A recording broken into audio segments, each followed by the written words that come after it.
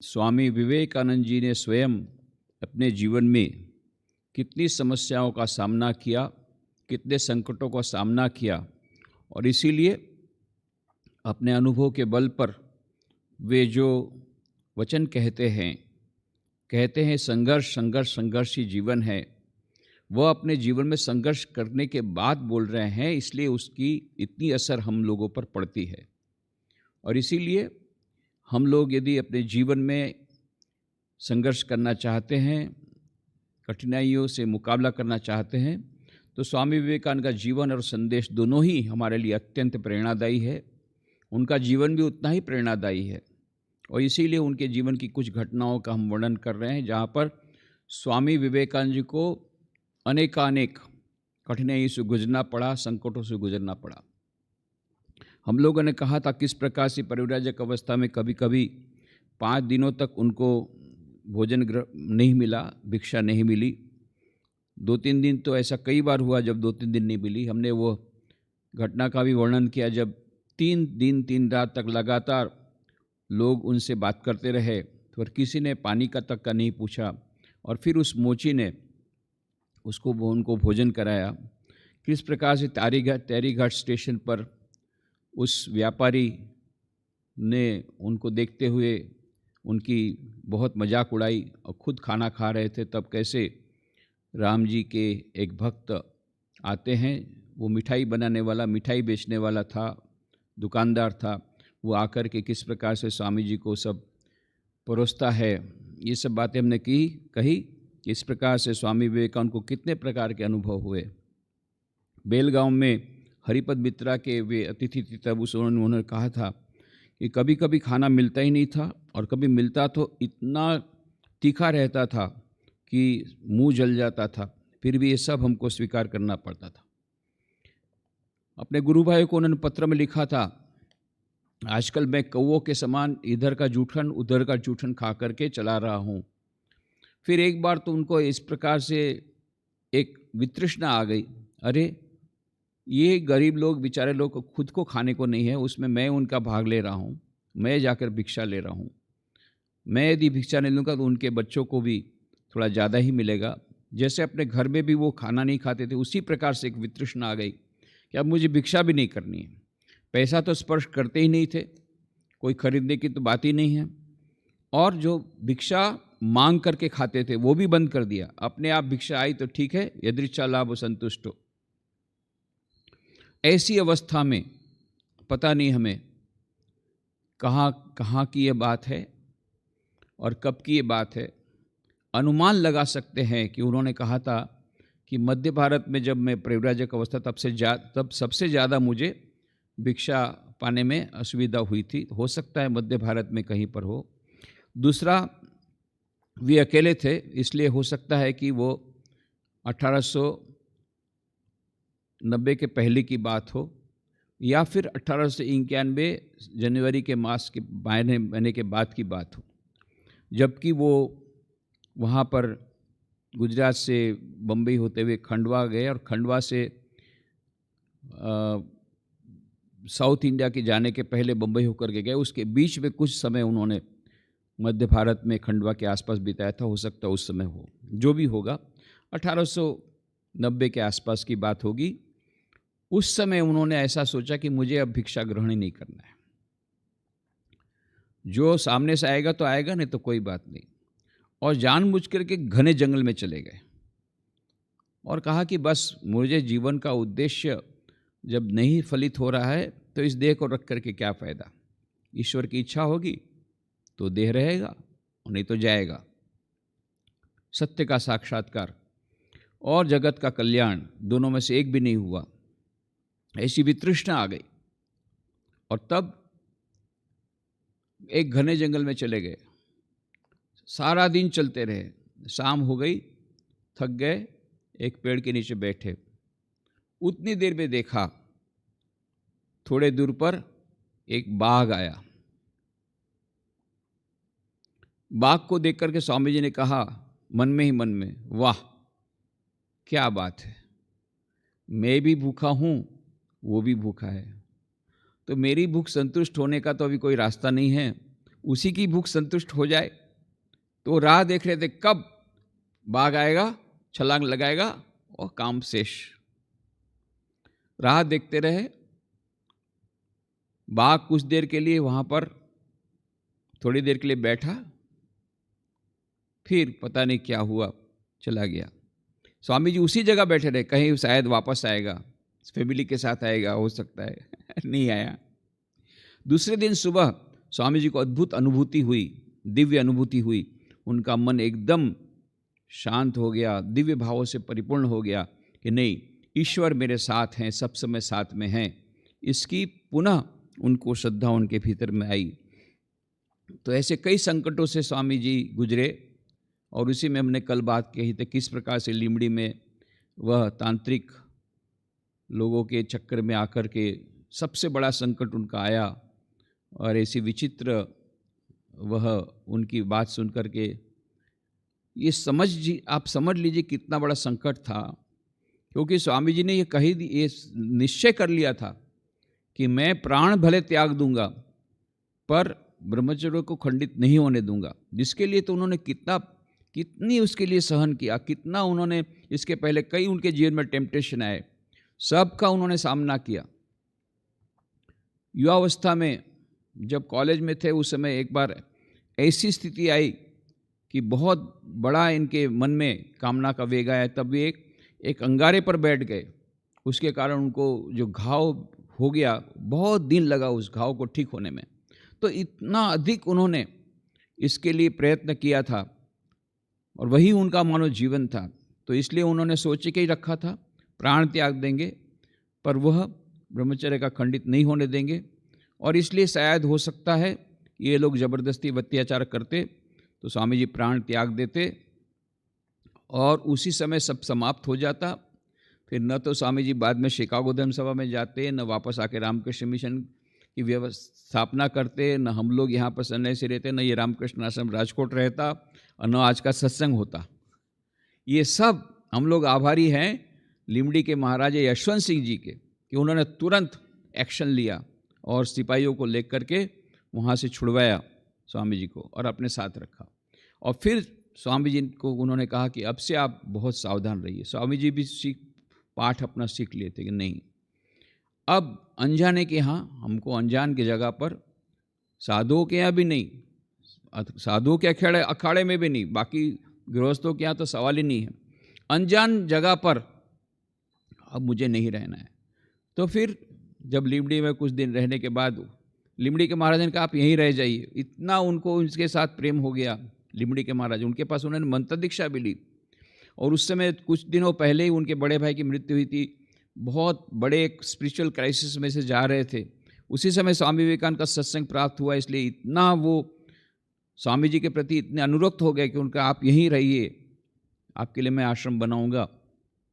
बस स्वामी ने कहा साधु तो चलता भला, पानी तो बहता भला, और मुझे तो अभी बहुत कुछ करना है, सारे देश में जाना है। अभी तो मैं द्वारका का दर्शन करूंगा, फिर सभी धाम की यात्रा करूंगा, फिर सारे देश को मुझे देखना है, फिर और भी उनके प्लान योजना थी। तो जो भी होगा, कुछ दिनों के बाद वो लीमड़ी छोड़ा तो उन्होंने इंट्रोडक्शन लेटर दिए। तो इसके बाद में अब देखते हैं, इंट्रोडक्शन लेटर लेकर के गए भावनगर में। तो भावनगर महाराजा को उन्होंने पत्र लिखा था, वहाँ के दीवान जी को पत्र लिखा था। तो वहाँ के महाराजा ने जो उनके स्टेट गेस्ट हाउस में उनकी व्यवस्था की, वहाँ से गए जूनागढ़ के दीवान हरिदास बिहारी देसाई, वो दीवान जी के साथ रहे। उसके बाद पोरबंदर में महाराजा विक्रमा जी के साथ रहे, और शंकर पांडुरंग पंडित जो कि एडमिनिस्ट्रेटर थे पोरबंदर, उनके साथ रहे। इस प्रकार से बहुत सारे महाराजा के संपर्क में आए, भूज के महाराजा के संपर्क में आए, भूज के दीवान के संपर्क में आए। फिर बड़ौदा के महाराजा के साथ तो बाद में भेंट हुई, उस समय बड़ौदा गए थे तब नहीं थे, पर उसके बारे में उन्होंने प्रिंस मार्तंड वर्मा को कहा था कि जितने महाराजा मैंने देखे उसमें सबसे ज़्यादा मैं प्रभावित हुआ हूँ बड़ौदा के महाराजा से। ये उन्होंने प्रिंस मार्तंड वर्मा को त्रिवेंद्रम में कहा था। तो इसका मतलब कहीं ना कहीं मुलाकात हुई थी, हो सकता है महाबलेश्वर में मुलाकात हुई, क्योंकि महाबलेश्वर प्राय ही जाया करते थे बड़ौदा के महाराजा सयाजीराव गायकवाड़ थर्ड, और इधर स्वामी जी भी वहाँ पर रहे थे गुजरात के टूर के बाद करीब 1.5-2 महीना, हो सकता है वहाँ मिले हो, जो भी हो। पर ये जब इनके पत्र के अनुसार वो दीवान जी और इनके साथ रहते थे, इससे एक गलत धारणा लोगों के मन में आई कि स्वामी जी तो केवल राजा के साथ, पर ऐसी बात नहीं है। स्वामी जी ने कहा कि मैं सबके साथ रहता हूँ। एक बार मध्य प्रदेश में तो एक मेहतर के यहाँ उनको रहे थे वो, और भी कई लोगों के यहाँ रहे थे, तो उनके पास ऊंच नीच का कोई भेदभाव नहीं था, जाति पाति का कोई भेदभाव नहीं था, धनवान गरीब का कोई भेदभाव नहीं था, राजा और प्रजा के बीच में कोई भेदभाव नहीं था। वे तो वेदांती थे, उनके लिए सभी समान थे, वसुधैव कुटुंबकम की उनकी भावना थी, तो उनके लिए कोई भेद की दृष्टि नहीं थी। तो यह गलत बात है। परंतु हाँ, स्वामी जी ने यह कहा कि मैं उन लोगों से मिलता अवश्य हूँ, मिलने का कोई अवसर नहीं छोड़ता हूँ। क्यों? इसलिए कि यदि एक राजा को मैं कन्विंस करा सकूँ मेरी बातें कि शिक्षा के बारे में, आम जनता की शिक्षा, नारी शिक्षा, लोगों का कल्याण की योजनाएं, ये सब मैं उनको कन्विंस करा सकूँ, तो एक राजा 1000 लोगों से मैं बात करूँगा, उसके बदले एक आदमी से बात करूँगा, एक राजा से, तो उसके हाथ में पावर है, वो मेरी बातों को इम्प्लीमेंट कर सकता है, वो योजना को कार्यान्वित कर सकता है। तो मात्र लोगों का कल्याण, देश का कल्याण, देशवासियों का कल्याण, ये एकमात्र उनके जीवन का लक्ष्य था। इसलिए उन्होंने कहा कि मैं राजाओं से मिलता था। सचमुच में हम देखते हैं जहाँ जहाँ राजा को मिले, चाहे लिमड़ी के महाराजा, चाहे भावनगर के महाराजा, भुज के महाराजा या जूनागढ़ के दीवान, इन सब से जिनसे भी मिले, उन सबको उन्होंने अपने अपने राज्य में कैसे सुविधा विशेष प्राप्त हो, कैसे क्या क्या कार्य करना पड़ेगा, विस्तार से उनके साथ बात की। भुज के दीवान जी के साथ बहुत विस्तार से बात की, कैसे कच्छ का विकास हो सकता है। ये सब बातें उन्होंने की, उनके सुझाव भी उन्होंने दिए, क्योंकि उन्होंने अपनी आंखों से सब देखा था, कितनी गरीबी है, कितने दुख हैं, और उनके पास सुझाव भी थे, क्योंकि पढ़े लिखे थे, इतिहास का बहुत बड़ा ज्ञान था। और भले पॉलिटिक्स उन्होंने की, पर उनको पूरे देश विदेश की बहुत सारी वस्तुओं का ज्ञान था, इसलिए वो कर पाए थे, उनको सुझाव दे पाए थे। पर इसका मतलब यह नहीं कि उनका राजनीति से कोई संबंध था। और ये सब करने के कारण ही कभी कभी पुलिस उनके पीछे पड़ जाती थी, क्योंकि उस समय के ज़माने एक अंग्रेजी बोलने वाला एक बाबू साधु, मतलब साधु देखते हैं उस समय के ज़माने में, ये तो साधु अभी आप लोग देख रहे हैं अभी हम लोगों को, उस समय क्या था? साधु माने ही चिमटा वाला होगा, दाढ़ी होगी, जटा होगी, बूढ़ा होगा, एक यंग मैन 27 साल का, और इस प्रकार से क्लीन शेवन, हाथ में दंड लेकर के जा रहा है, अंग्रेजी बोल रहा है। तो सचमुच में वो तो उस समय तो ये रेयर थी घटना, ये तो ऐसा तो कभी उन लोगों ने देखा ही नहीं था, इसलिए स्वाभाविक है उनको शंका जाती थी, संशय होता था, पुलिस पीछे पड़ जाती थी। स्वामी जी खुद क्या बोलते हैं, मेरे पीछे कभी पुलिस पड़ जाती थी। एक बार तो एक पुलिस पकड़ ही लिया, चलो बाबा जी, उनको लगता था ये एजेंट है, ये एजेंट है, ड्रेस बदला है, चलो बाबा जी अभी कैद खाने के हवालो। और स्वामी जी का ये देखिए उनकी बुद्धि कितनी कुशाग्र, तुरंत बोले, खान साहब कितने समय के लिए जाना होगा? 2 महीने के लिए। खान साहब समय को बढ़ा नहीं सकते हैं? ऐसे एकदम निरीह आवाज में कहा। तो खान क्यों? अरे बोले देखिए हमको तो भी भिक्षा के ऊपर रहते हैं, कभी भिक्षा मिलती, कभी नहीं रहती, कभी 2-2 3-3 तक भिक्षा के बिना रह जाता। कम से कम जेल खाने में जाएंगे, कैद खाने में जाएंगे तो टाइम से भिक्षा तो मिल जाएगी, तो मुझे जरा बढ़ा दीजिए ना टाइम। तब ये समझा ये तो बेकार यूजलेस है, फालतू आदमी है, छोड़ दिया, उसी से मैं छोड़ दिया। तो इस प्रकार से भी स्वामी जी को करना पड़ा था। परंतु ये काठियावाड़ में सबसे अधिक उनको इस घटना के बाद ज़्यादा से ज़्यादा राजाओं से और दीवान के यहाँ रहना पड़ा था, इसलिए intelligence department, British intelligence department की नज़र उन पर पड़ गई। और अमृत बाजार पत्रिका में 15 अगस्त 1971 में एक नोट आई। क्या लिखा था उसमें? A brief account of Swami Vivekananda's career appears in a note on the Ramakrishna Mission compiled by the Office of the Director, Criminal Intelligence in 1909. The note states that after visiting all the holy places in India, Swami Vivekananda first came to notice in 1892 when he was touring through the various states in Kathiawad and was entertained by some of the petty chiefs. His religious lectures did not exercise much influence on his hearers, but it was noticed that he took an interest in politics. ये अमृत बाजार पत्रिका में लिखा है, पर ये गलत है.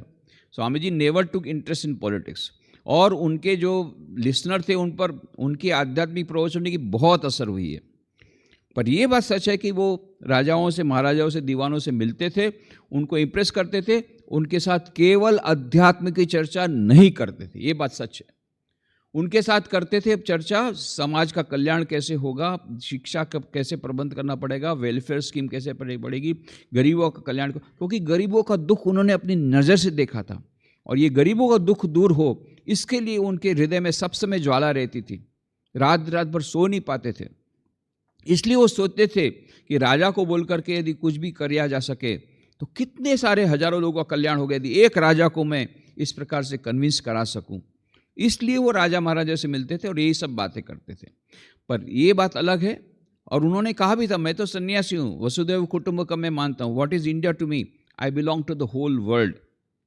पर फिर भी इंडिया इंडिया इंडिया जब कहा करते थे, सब लोगों ने कहा, अरे आपके लिए तो सब देश समान होना चाहिए, क्या आप इंडिया इंडिया कर रहे हैं, भारत भारत भारत, मेरा भारत मेरा भारत. तब उन्होंने कहा कि मैं सन्यासी होने के नाते मेरी इच्छा यही है कि सारे विश्व का कल्याण हो, और कोई दूसरी इच्छा नहीं है. सारे विश्व के सभी दुख दूर हों, यही इच्छा है, और सारे विश्व के, केवल एक देश के नहीं. परंतु मुझे मालूम है ये तभी होगा जब सारे विश्व में आध्यात्मिक संस्कृति आएगी. और प्रत्येक देश का अपना अपना कर्तव्य होता है, एक एक उसका प्राण केंद्र होता है. भारत का प्राण केंद्र है धर्म. ये धर्म, ये आध्यात्मिकता को सारे विश्व में यदि आध्यात्मिक संस्कृति का प्रचार प्रसार करना होगा, ये काम भारत के द्वारा ही होगा. वही विश्व का जगत गुरु बन सकता है, क्योंकि उसके पास ये प्राचीन परंपरा रही है जहाँ सभी धर्मों के प्रति सहिष्णुता एवं स्वीकार की भावना ये केवल भारत में है, और आध्यात्मिकता की जड़ें भारत में है. और इसलिए मैं भारत की बात करता हूँ. मेरे लिए सभी देश बराबर हैं, परंतु सारे विश्व को यदि बचाना होगा तो पहले भारत को बचाना होगा. यदि भारत बचेगा तो विश्व बचेगा, भारत नहीं बचेगा तो विश्व नहीं बच सकता है. इसलिए उन्होंने भारत के विकास की, भारत के कल्याण की बातें कही, भारत की स्वाधीनता की बात कही. ये बात सच है. और उनके स्वाधीनता की बात और देशभक्ति की बातों पढ़ करके कितने सारे रिवोल्यूशनरीज उन्होंने अपना जीवन बलिदान दे दिया, ये भी बात सच है. 1857 के बाद जो रिवोल्यूशन हुआ सबसे बड़ा, वो था 1905 में बंग भंग आंदोलन. जब बंगाल को विभाजित करने की बात थी तब कई लोगों फांसी के तख्ते पर चढ़ गए, कई क्रांतिकारी आए, और देखा गया ये जितने क्रांतिकारी थे, ब्रिटिश गवर्नमेंट ने कहा, इंटेलिजेंस डिपार्टमेंट ने कहा कि हम जब जाते हैं इन क्रांतिकारियों के घर में तो कभी बॉम्ब मिलते हैं, कभी नहीं मिलते, पर 2 बॉम्ब सभी जगह मिलते हैं. कौन कौन से 2 बॉम्ब? एक भगवद गीता की पुस्तक और एक स्वामी विवेकानंद की पुस्तक. विशेष करके पुस्तक, बंगाली पुस्तक पत्रावली, जिसमें स्वामी विवेकानंद के बहुत ही प्रेरणादायी पत्र रहा करते थे. और इसलिए इंटेलिजेंस डिपार्टमेंट ने कहा था ब्रिटिश गवर्नमेंट को, उसका रिकॉर्ड हमारे पास है, कि यू मस्ट प्रोस्क्राइब, ये जो किताब है पत्रावली, स्वामी विवेकानंद की किताब, इन पर प्रतिबंध रखना पड़ेगा, नहीं तो हम ये क्रांतिकारियों को प्रतिबंधित नहीं कर पाएंगे. यहाँ तक बात पहुँच गई थी. तो ये बात सच है. स्वामी विवेकानंद देशभक्ति की बड़ी बातें की थी, और हमारे देश के जितने देशभक्त थे सब स्वामी विवेकानंद की किताबों से प्रभावित थे. महात्मा गांधी जी ने कहा मेरी देशभक्ति 1000 गुना बढ़ गई स्वामी विवेकानंद के पुस्तकों को पढ़ने के बाद.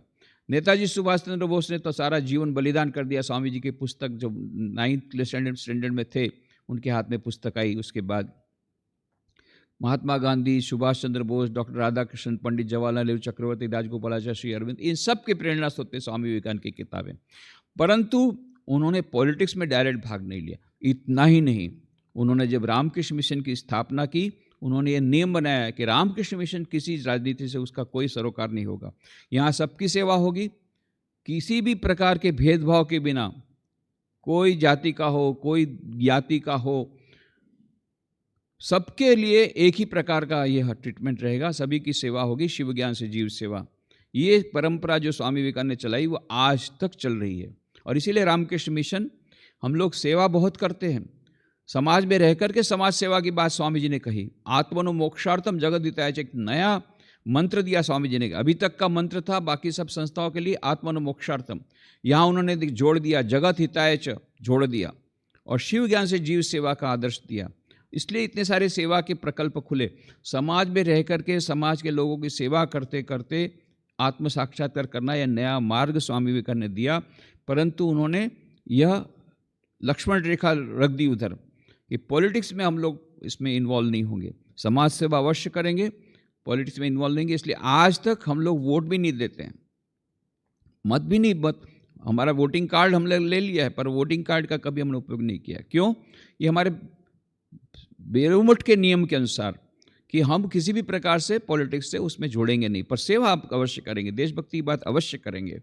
स्वामी विवेकानंद के उपदेशों में सब ये भरा पड़ा हुआ है, पर डायरेक्टली पॉलिटिक्स में भाग नहीं लेंगे। ये हमको खास याद रखना पड़ेगा। Swami Vivekananda was not a politician. ये जगत के कल्याण के लिए उन्होंने सब बातें कही है, देश के लिए और सबके लिए, परंतु डायरेक्टली पॉलिटिक्स से इन्वॉल्व नहीं थे। पर हाँ, देश के बारे में बहुत उनको दर्द बहुत था और उसके बारे में रोए बहुत थे, देशवासियों के लिए बहुत रोए, रात रात भर रोए, उनके लिए काम किया, दूर रहे थे। 1998 में 1998 में रामकृष्ण मिशन की सेंचुरी सेलिब्रेशन थी, तो उसमें 3 और 4 फरवरी को यूथ कन्वेंशन था। तो उसमें यूथ कन्वेंशन में प्रश्नोत्तरी रखी गई थी। तो उस समय एक प्रश्न मेरे सामने आया जिसमें कहा किसी ने कि भाई, हम लोग को रामकृष्ण मिशन के साधु पर बड़ा विश्वास है और ये आजकल के नेता पर विश्वास नहीं, तो आप लोग क्यों पॉलिटिक्स में ज्वाइन क्यों नहीं करते हैं और आप लोग ये शासन क्यों नहीं चलाते हैं? ये प्रश्न था। तो मैंने कहा भाई, कॉम्प्लीमेंट आप देते हैं उसके लिए बहुत धन्यवाद, परंतु हम नहीं कर सकते क्योंकि स्वामी विवेकानंद ने यह नियम बनाया था कि हम पॉलिटिक्स में भाग नहीं ले सकते, यहाँ तक कि वोट भी नहीं दे सकते। पर इसका मतलब ये नहीं है कि हमको आज की परिस्थिति, देश की जो परिस्थिति है, उससे हम व्यथित नहीं हैं, व्यथित हैं। निवेदिता को, सिस्टर निवेदिता ने उस देश के देशवासियों के लिए काम किया, क्रांतिकारियों को प्रेरित किया, इसलिए उनको रामकृष्ण मिशन के मेंबरशिप से त्यागपत्र देना पड़ा। ये हमारा इतिहास है। सिस्टर निवेदिता ने बहुत काम किया, परंतु रामकृष्ण मिशन की मेंबरशिप का त्यागने के बाद, तो इसलिए रामकृष्ण मिशन के मेंबर के रूप में हम कुछ नहीं कर सकते। पर इसका मतलब ये नहीं कि हमको देश के जो परिस्थिति से हम लोग दुखित नहीं हैं, तो हम लोग खुद तो मिनिस्टर नहीं बन सकते, हम लोग खुद पॉलिटिक्स में भाग नहीं ले सकते, परंतु हमारे देश के लिए better prime minister, better chief minister, better ministers, better IAS officer, better IPS officers, अच्छे आईएएस ऑफिसर, अच्छे आईपीएस ऑफिसर्स, अच्छे शासक, इनका निर्माण कर सकते हैं। इसीलिए हमने आप लोगों को यूथ कन्वेंशन में बुलाया है। सब लोग बड़े प्रसन्न हुए कि आपको यूथ कन्वेंशन इसलिए बुलाया है कि हम नहीं बता सकते, पर आप अच्छे नेता बने, आप में वो लीडरशिप क्वालिटी आए, आप वो नोबल लीडरशिप आप करें और आप देश का कल्याण करें। उसके लिए चरित्र निर्माण की शिक्षा हम देंगे। तो चरित्र निर्माण द्वारा राष्ट्र निर्माण और राष्ट्र निर्माण द्वारा विश्व निर्माण का जो स्वामी जी ने संदेश दिया था, वो संदेश आज भी रामकृष्ण मिशन के द्वारा चल रहा है, परंतु राजनीति से हट करके हम करते हैं बात। ये लक्ष्मण रेखा हमने अभी तक ठीक रखी है ईश्वर की कृपा से। तो स्वामी विवेकानंद के चरणों में यही प्रार्थना है कि यह हम राजनीति से दूर रहकर भी देश की सेवा कर सके, सारे विश्व की सेवा कर सके। और स्वामी जी का जो एक लक्ष्य था कि सारे विश्व का कल्याण होगा, एक ग्लोबल सिविलाइजेशन आएगी, एक वैश्विक सभ्यता आएगी जो कि आध्यात्मिक संस्कृति पर आधारित होगी, जिसमें सभी लोग सुख और शांति में रहेंगे, ऐसी सभ्यता के लिए हम लोग कार्य कर रहे हैं। उसमें स्वामी जी के आशीर्वाद की हम कामना करते हुए यहाँ पर हम समाप्त करते हैं। ओम शांति।